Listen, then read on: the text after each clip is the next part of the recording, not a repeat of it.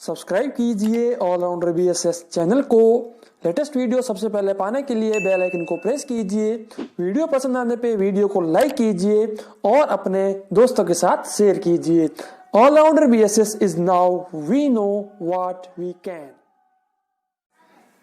सो friends, allrounder BSS team की ओर से मैं बीएस सोलंकी आपका फिर से हार्दिक स्वागत करता हूं। आपकी मैथ की क्लासेस तो बहुत पहले शुरू हो चुकी है और अब जो आपकी है ये साइंस की क्लास शुरू कर रहा हूं। तो यार सब्सक्राइबर बढ़ नहीं रहे हैं, आप कुछ सहायता कर नहीं रहे। आप तो बस क्या है कि चलो वो अपना काम कर रहे हैं और हम भी पढ़ते रहे और बस छोड़ो। यार वीडियो देख रहे हो तो वीडियो को लाइक तो करो यार, वीडियो को लाइक करो, वीडियो को शेयर करो। कम से कम एक दिन में एक आदमी को शेयर करो। आप कहीं पर भी अगर जा रहे हो बाहर तो आप उन लोगों को भी बोलिए कि यार ऑलराउंडर बीएसएस चैनल पर हमें फ्री में कोचिंग मिल रही है। अरे यार मतलब 5वीं 6वीं 7वीं 8वीं की कोचिंग तो हम जल्द से जल्द शुरू करने वाले हैं।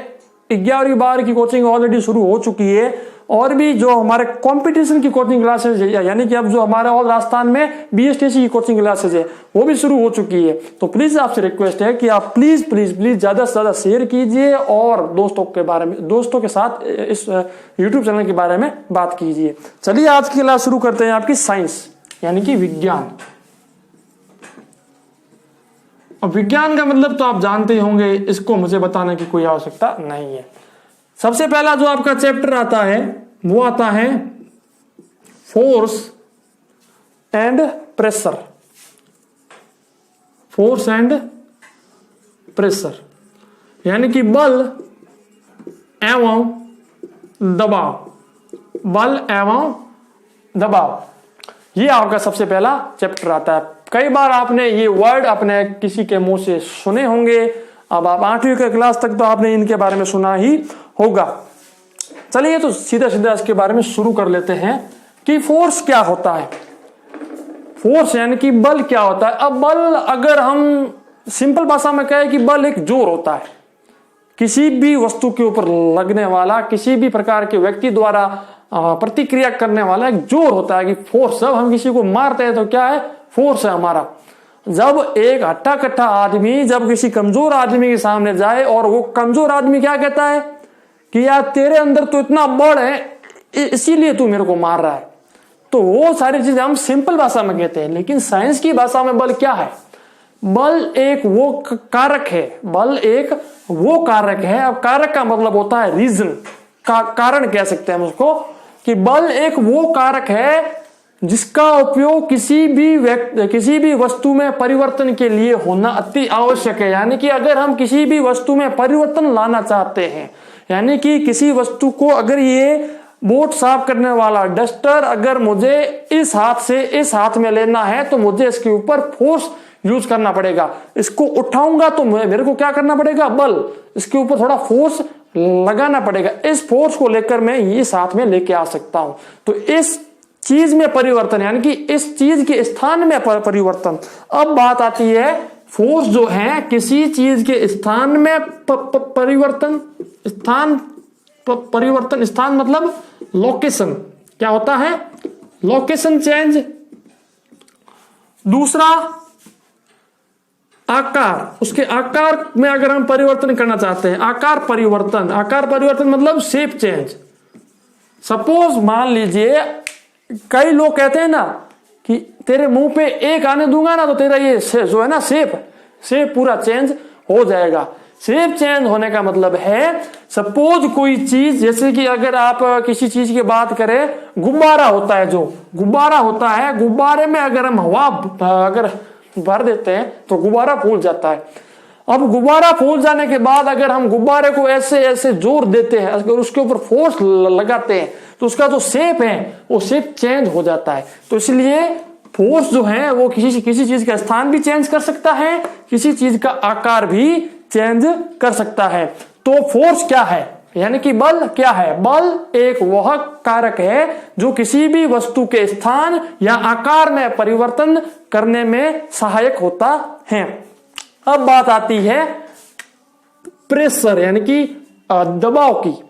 प्रेशर क्या होता है? प्रेशर भी एक प्रकार का फोर्स है। आपको जानते हो कि प्रेशर भी एक प्रकार का फोर्स है। लेकिन जो ये फोर्स है ये फोर्स जब हम किसी एरिया पर एक किसी पार्टिकुलर एरिया, यानी कि हम कह सकते हैं पार्टिकुलर का मतलब जो बच्चे हिंदी मीडियम वो जानते होंगे, एक निश्चित एरिया पर, एक निश्चित क्षेत्रफल पर, कह सकते हैं एक निश्चित क्षेत्रफल पर जब हम फोर्स डालते हैं तो फोर्स पर यूनिट एरिया यानी कि बल प्रति यूनिट क्षेत्रफल। मान लीजिए कि एक स्क्वायर मीटर, एक वर्ग मीटर का कोई क्षेत्रफल है, उसके ऊपर हमने फोर्स दिया, तो उस एक स्क्वायर मीटर क्षेत्रफल उस एक वर्ग मीटर क्षेत्रफल पर लगने वाला एक न्यूटन फोर्स, एक न्यूटन बल जो होता है उसे हम कहते हैं प्रेशर। एक बार फिर से मैं आपको यह समझाता हूं कि फोर्स एंड प्रेशर के बारे में। सबसे पहले हम फोर्स की ही बात करते हैं, प्रेशर के बारे में अभी आपको मैं बताऊंगा। फोर्स यानी कि बल जो होता है, अब इसके बारे में मैंने आपको दो चीजें बता दी कि फोर्स कहां काम आता है, किसी भी चीज के स्थान को चेंज करने में, या फिर किसी भी चीज के आकार को चेंज करने में, या फिर किसी भी चीज में किसी भी प्रकार का कोई परिवर्तन लाने के लिए फोर्स का यानी कि बल का उपयोग होता है। अब बल की यूनिट क्या है, यानी कि इकाई क्या है? इकाई का मतलब आप जानते हो कि अगर हम शक्कर की बात करें तो शक्कर को हम क्या कहते हैं?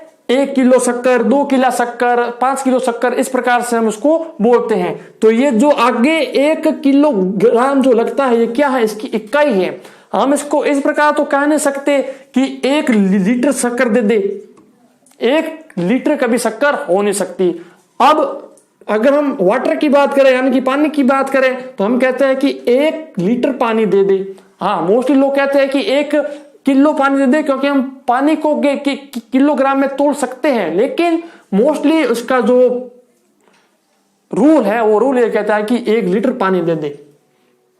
इसी प्रकार फोर्स को हम किसमें चेक करते हैं कि कितना फोर्स है?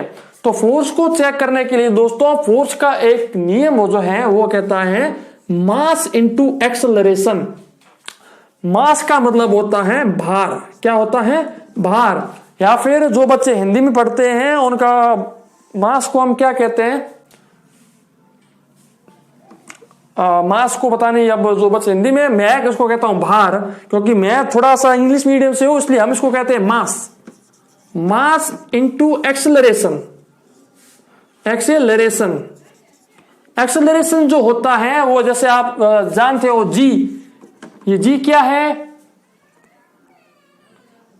ग्रेविटेशनल एक्सेलरेशन है। ये क्या है? ग्रेविटेशनल एक्सेलरेशन है ये। तो चलिए मैं इसके बारे में आपको थोड़ी सी और जानकारी देता हूं कि फोर्स जो होता है वो मास इंटू एक्सेलरेशन होता है। और मास यानी कि हम किसी भी भार को हम किस में तो तोलते हैं? किलोग्राम में। और एक्सेलरेशन जो होता है वो होता है वेलोसिटी बटा टाइम। वेलोसिटी को हम कहते हैं डिस्टेंस पर यूनिट टाइम, और टाइम हो गया d/t², यानी कि हम कह सकते हैं मीटर पर सेकेंड स्क्वायर। यानी कि फोर्स को हम जो तोलते हैं, फोर्स को कहते हैं किलोग्राम मीटर पर सेकेंड स्क्वायर। ये सारी चीजें मैं आपको अभी आगे बताने वाला हूं। पहले तो मैं आपको सिर्फ इंट्रोडक्शन दे रहा हूं कि इस प्रकार का ये फोर्स होता है, फोर्स किस प्रकार से काम करता है। अब चलिए फोर्स की इकाई के बारे में बात करते हैं। फोर्स की इकाई क्या है? एसआई यूनिट जो है, इंटरनेशनल यूनिट यानी कि अंतरराष्ट्रीय इकाई जो उसकी है वो है न्यूटन। इसकी खोज किसने की थी? न्यूटन ने इसकी खोज की थी। इसलिए फोर्स की यानी कि बल की जो इकाई है वो है न्यूटन। अब बात आती है कि 1 न्यूटन बराबर कितना होता है? ये मेन इंपॉर्टेंट चीज है। 1 न्यूटन बराबर होता है किलोग्राम मीटर पर सेकेंड स्क्वायर। अब ये पर सेकेंड जो स्क्वायर लिखा है इसको हम किलोग्राम मीटर बटा सेकेंड स्क्वायर भी लिख सकते हैं, कोई बड़ी बात नहीं है। क्योंकि मैंने सेकेंड को ऊपर ले लिया इसलिए इसके लिए यहां पर माइनस लग जाता है। तो ये क्यों आई, ये कैसे आई, इसके बारे में मैं जो आगे आपको बताऊंगा। सबसे पहले हम बात करते हैं कि बल कितने प्रकार के होते हैं। सबसे पहले जो हम बात करेंगे वो बात करेंगे कि बल कितने प्रकार के होते हैं। विशेषतः बल जो है वो 2 प्रकार के होते हैं, 1 और 2 प्रकार के, ये बल के प्रकार होते हैं। कितने प्रकार के बल होते हैं? 2 प्रकार के। जो पहला होता है वो होता है कॉन्टैक्ट फोर्स, कॉन्टैक्ट फोर्स, और दूसरा होता है वो होता है नॉन कॉन्टैक्ट फोर्स।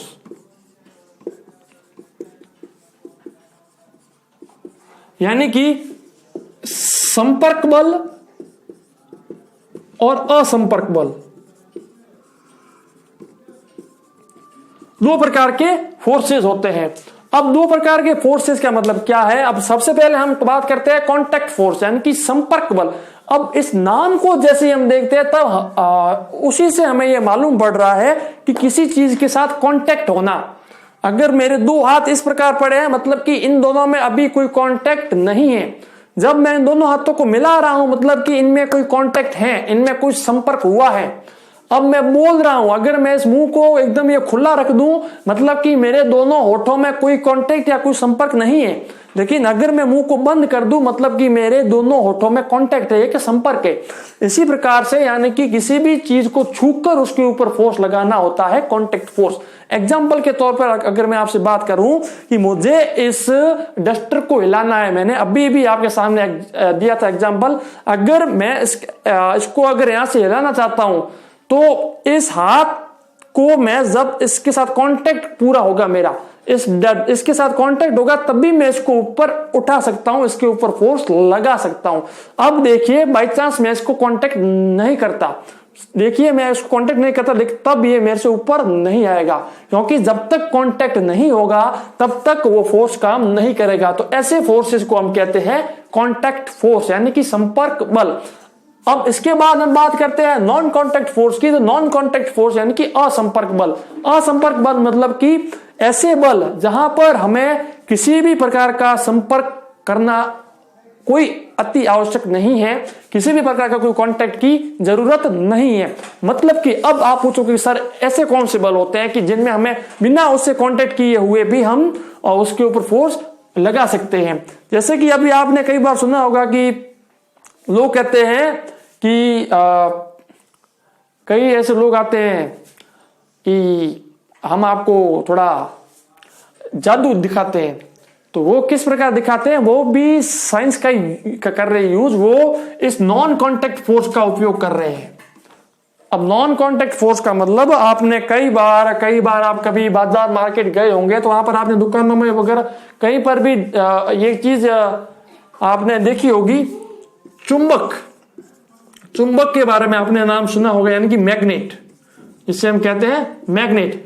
अब जो ये मैग्नेट होती हैं, अगर आप 2 प्रकार की मैग्नेट ले लीजिए, अगर उन दोनों मैग्नेट के बीच में ऑटोमेटिक फोर्स लग जाता है, या फिर एक मैग्नेट ले लीजिए और एक लोहे की कील ले लीजिए, उन लोहे की कील और उस मैग्नेट के बीच में ऑटोमेटिक फोर्स लग जाता है, हम किसी प्रकार का संपर्क नहीं करेंगे। एक चुंबक को, एक लोहे की कील को यहां पर रखकर उसके पीछे एक चुंबक को लीजिए, तो लोहे की कील जैसे जैसे चुंबक उसके पास आने की कोशिश करती है, या तो फिर उसके चुंबक जो ये लोहे की कील है इस चुंबक के सामने आकर्षित होती है, यानी कि अट्रैक्शन उसका होता है, या फिर उसका रिपल्सन होता है, यानी कि वो लोहे की कील उस चुंबक से दूर जाने लगती है। तो इस प्रकार का जो फोर्स है ये फोर्स होता है मैग्नेटिक फोर्स, या फिर हम इसको कह सकते हैं नॉन कांटेक्ट फोर्स। तो इस नॉन कांटेक्ट फोर्स के बारे में मैं आपसे इसके आगे बात कर दूंगा। सबसे पहले हम बात करते हैं कांटेक्ट फोर्स यानी कि संपर्क बल की। अब जैसे देखिए संपर्क बल जो होता है ये कितने प्रकार के होते हैं, इनके बारे में बात करते हैं। तो संपर्क फोर्स जो होते हैं वो 2 प्रकार के होते हैं। देखिए कांटेक्ट फोर्स भी 2 प्रकार के होते हैं। पहला होता है वो होता है मस्कुलर फोर्स। क्या होता है दोस्तों? Muscular force. और दूसरा जो होता है वो होता है फ्रिक्शनल फोर्स। कौन सा होता है? Frictional force. अब देखिए दोस्तों frictional force and muscular force, frictional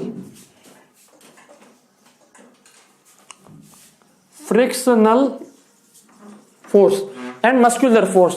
muscular force को हम कहते हैं मांसपेशीय बल, मांसपेशीय बल।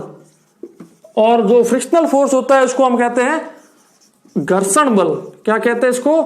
घर्षण बल। अब ये दो प्रकार के फोर्स होते हैं। अब इन दोनों फोर्सेस में देखिए, जब आप इनका नाम पढ़ते हैं तो नाम से हमें एक चीज जो हमारे सामने आ जाती है, मांसपेशीय बल यानी कि मस्कुलर। अब कई बार आपने लोगों के मुंह से सुना होगा कि मेरी मसल्स इतनी है, मेरी मसल्स इतनी है बॉडी में। तो वो मसल्स क्या है? हर व्यक्ति, हर किसी जीव के बॉडी में मसल्स होती है, यानी कि उसके मांसपेशियां होती है।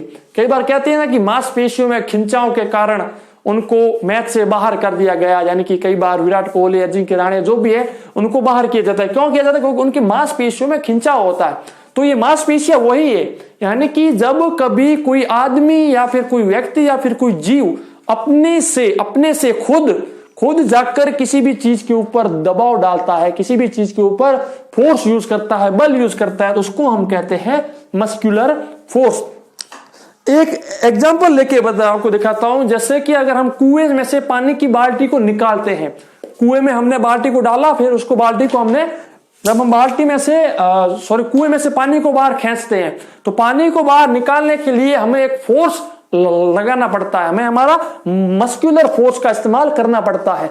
तो उस फोर्स को कहते हैं मस्कुलर फोर्स, यानी कि मांसपेशीय बल। अब बात आती है कि सर फ्रिक्शनल फोर्स यानी कि ये बल कौन सा होता है? तो फ्रिक्शनल फोर्स कौन सा होता है? जैसे कि आप जानते हो कि जब हम हमारे कहीं पर भी, यानी कि कोई भी ऐसी एक फर्श है, कोई भी एक फर्श है, उस फर्श के ऊपर अगर हम कोई लिक्विड अगर हम वहां पर छोड़ दें, यानी कि अगर हम वाटर वहां पर डाल दें, कई बार अगर हम हमारे फर्श के ऊपर पानी को डाल दें तो पानी ऑटोमेटिकली वहां से रवाना हो जाता है, पानी ऑटोमेटिकली वहां से चलना शुरू हो जाता है। इसका मतलब वो क्या है? पानी और उस फर्श के बीच में एक फोर्स है, उस फोर्स को कहते हैं फ्रिक्शनल फोर्स या घर्षण बल। जैसे कि एक बात करते हैं, कार होती है, कार के चक्के होते हैं, या फिर मोटरसाइकिल ले लो, या फिर अगर हम खुद जब कभी भी किसी भी चीज पर अपने पैर उठा कर चलना शुरू करते हैं, तो हमारे पैर और जो नीचे चीज है उन दोनों के बीच में एक फ्रिक्शनल फोर्स यानी कि एक बल होता है।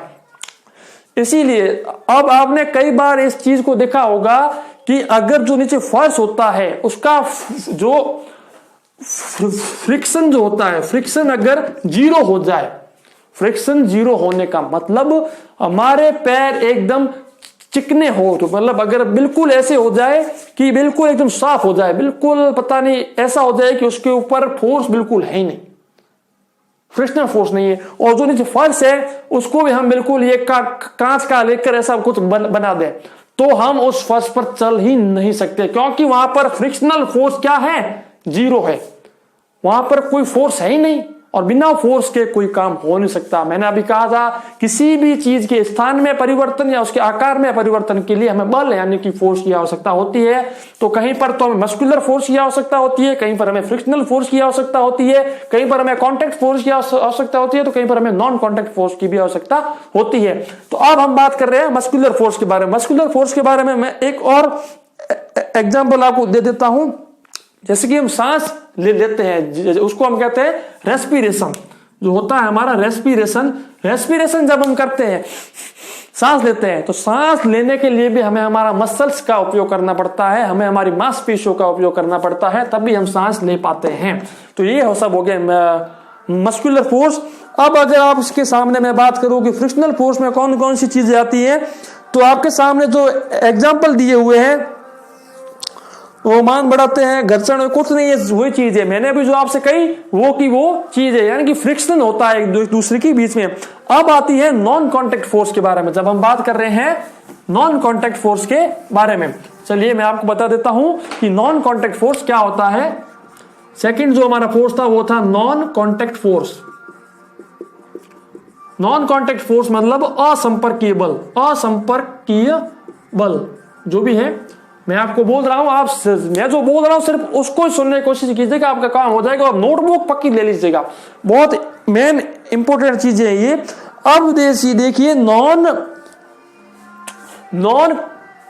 हम बात करते हैं तो नॉन कॉन्टैक्ट फोर्स यानी कि असंपर्कीय बल के बारे में हम बात कर रहे थे। अब असंपर्कीय बल कितने प्रकार के होते हैं, इसमें भी कई प्रकार के फोर्स होते हैं। जैसे एक अभी मैंने आपको बताया कि मैग्नेटिक फोर्स, जो कि मैग्नेटिक फोर्स होता है, जिसे हम कह सकते हैं चुंबकीय बल।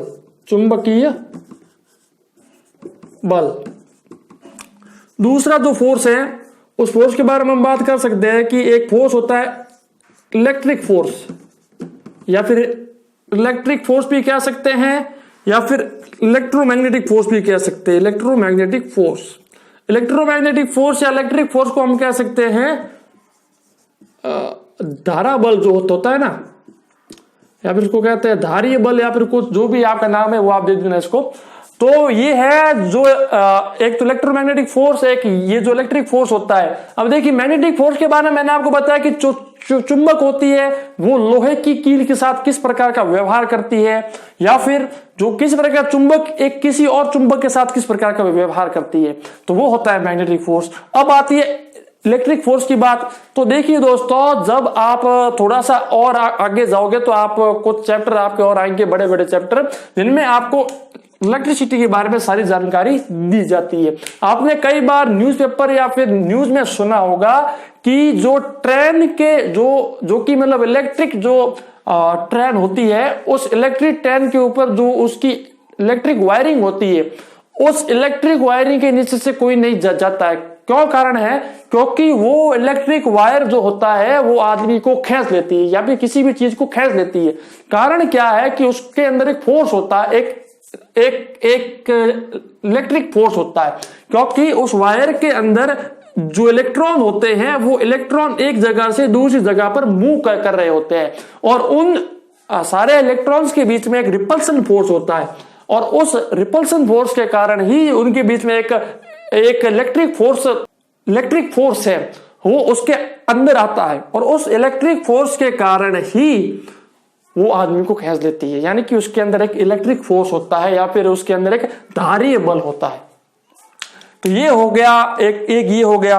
और एक जो है हमारा जो मोस्ट इंपॉर्टेंट है, सब जानते हैं, वो है ग्रेविटेशनल फोर्स। ग्रेविटेशनल फोर्स यानी कि गुरुत्वाकर्षण बल। गुरुत्वाकर्षण बल ये क्या होता है आप खुद जानते हो कि पृथ्वी पर लगने वाला बल, अंतरिक्ष से पृथ्वी पर लगने वाला बल। यानी कि आप खुद देखते हो कि जब हम किसी चीज को ऊपर फेंकते हैं तो वो वापस नीचे क्यों आती है। नीचे आने का कारण ये है कि आसमान से या फिर अंतरिक्ष से पृथ्वी पर एक फोर्स, एक बल लगाया जाता है, उसको हम कहते हैं ग्रेविटेशनल फोर्स। इसके बारे में मैं आपको संक्षिप्त में यानी कि उसकी फुल जो उसका एक्सप्लेनेशन है वो आगे कर दूंगा। चलिए, तो ये आपको सब समझ में आ गया होगा। मैं उम्मीद करता हूं कि आप साइंस की क्लास में ज्यादा इंटरेस्ट लोगे, क्योंकि साइंस चीज कुछ अच्छी है। मैंने खुद ने साइंस से की है, जो भी की है 11वीं 12वीं। मैग्नेटिक फोर्स है और बिना संपर्क हो गया, ये हो गया, ठीक है। और एक ये इलेक्ट्रोस्टैटिक फोर्स हो गया, ठीक है। ग्रेविटेशनल फोर्स हो गया, ठीक है। अब आता है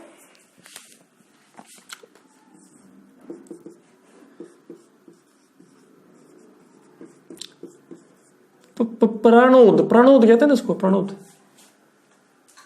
हाँ जी, इसको हम कहते हैं, ये शायद आपके है क्या चैप्टर में, आपके सिलेबस में है ना, ये 8वीं तक तो नहीं आता है। चलो खैर, इसको क्या कहते हैं बताइए?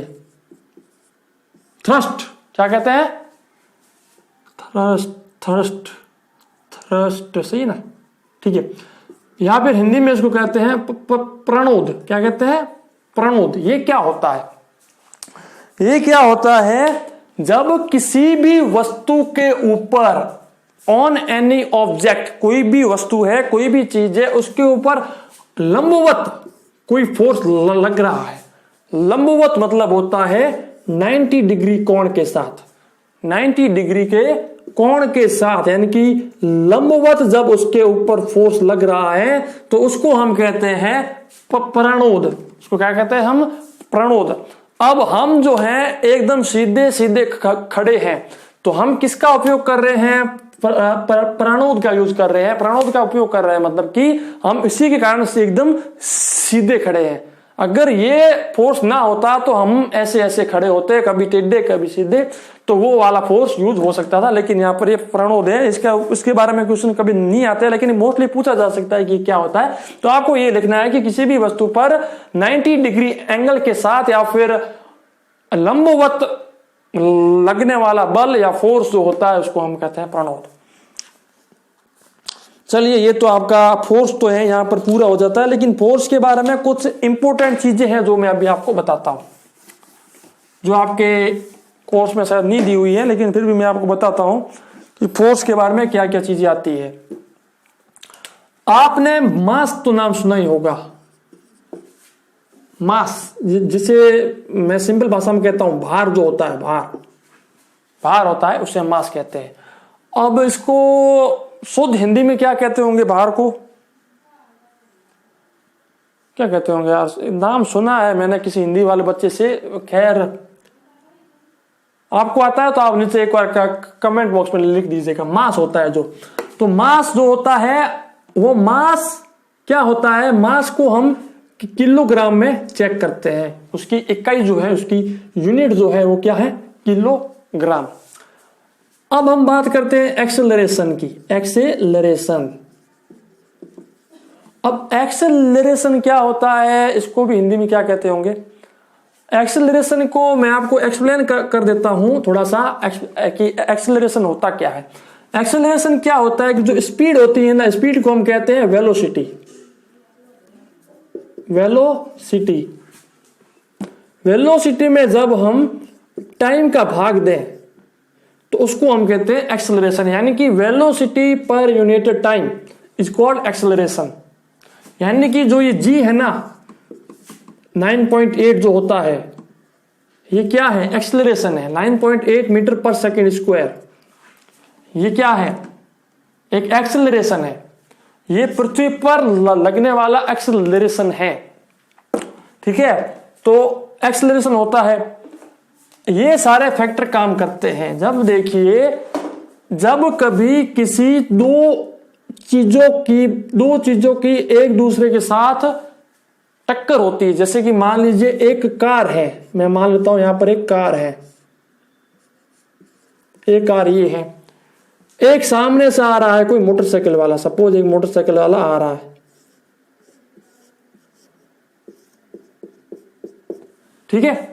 एक कार है और एक सामने से मोटरसाइकिल वाला आ रहा है। कार की स्पीड है 80 किलोमीटर प्रति घंटा, मोटरसाइकिल की स्पीड है 50 किलोमीटर प्रति घंटा। मान लीजिए मैं आपको फोर्स के बारे में थोड़ा सा बता रहा हूं, इसको पूरा देखिएगा। अब 80 किलोमीटर प्रति घंटा और 50 किलोमीटर प्रति घंटा की स्पीड से ये आ रहे हैं। कार का वेट जो है, कार का जो भार है, वो भार हम ले लेते हैं 1000 kg, मान लेते हैं 1000 किलो उसका भार है। और मोटरसाइकिल का भार हम ले लेते हैं 100 किलो, कि मोटरसाइकिल का जो भार है वो है 100 किलो, यानी कि ये इसका क्या हो गया, मास हो गया, और ये इसका भी मास हो गया। मास का मतलब वो नहीं कि जो यहां पर मास होता है वो नहीं, मास का मतलब वेट होता है। और इसको यार क्या कहता है हिंदी में, भार मैं इसको कहता हूं, लेकिन इसको क्या कहते हैं, इसका एक वर्ड है। तो देखिए, अब अगर हम यहां पर फोर्स जानने की कोशिश करें कि जब इनकी टक्कर होगी तब कितनी खतरनाक टक्कर होगी, जैसे जैसे फोर्स की वैल्यू यानी कि बल की वैल्यू बढ़ेगी उतनी ही खतरनाक टक्कर होगी, उतनी ही क्या कहते हैं उसको, खतरनाक, यानी कि हम उसको देख ही नहीं सकते, ऐसी टक्कर होगी, ऐसी हालत होगी इस मोटरसाइकिल वाले की या इस कार वाले की। और एफ की वैल्यू जितनी कम होगी उतनी कम टक्कर होगी। अब आपको दिखाते हैं कि फोर्स कैसे ज्ञात होता है। फोर्स यानी कि जो बल होता है, इसका फॉर्मूला होता है मास इंटू एक्सेलरेशन, यानी कि जो उसका भार है उसको, फिर जो मास होता है उसको हमें एक्सेलरेशन से मल्टीप्लाई करना पड़ता है। अब यहां पर बात आती है कि सर एक्सेलरेशन क्या होता है, तो जो एक्सेलरेशन होता है वो एक्सेलरेशन होता है वेलोसिटी, जो उसकी वेलोसिटी होती है, मैं आपको सभी बातें समझा रहा हूं, वेलोसिटी बट्टा में टाइम। अब वेलोसिटी क्या होती है सर, वेलोसिटी होती है स्पीड, क्या होती है, स्पीड।